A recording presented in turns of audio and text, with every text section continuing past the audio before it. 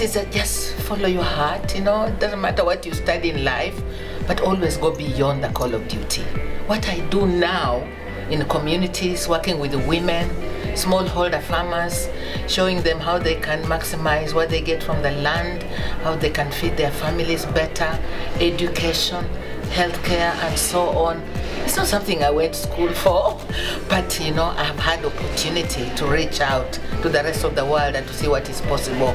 Always go beyond what you went to school for. Don't feel afraid to be different. Don't feel like you need to follow what everyone else is doing and create your own path. If I were going to give a piece of advice to anybody, male or female, I would say, who was trying to figure out who they are, I would make sure they really looked inward and reflected on who they are and who they want to be, rather than on what the world thinks is important to them. And that's where they're going to find their truth, and that's the authenticity that's going to make them different from everybody else. If I had my life to live over again, I would tell myself just to be myself. I grew up in a generation where I looked up to a lot of men who were leading companies and were in executive roles, and I modeled myself because there wasn't really anybody else to model on. I modeled myself on men and the way that men handled themselves, and I lost a fair amount of my sense of self over a couple of decades, and finding myself again in my own voice and my feminine voice was part of my journey. And so I would really encourage young girls to not lose sense of themselves. I say go for it. Follow your passion.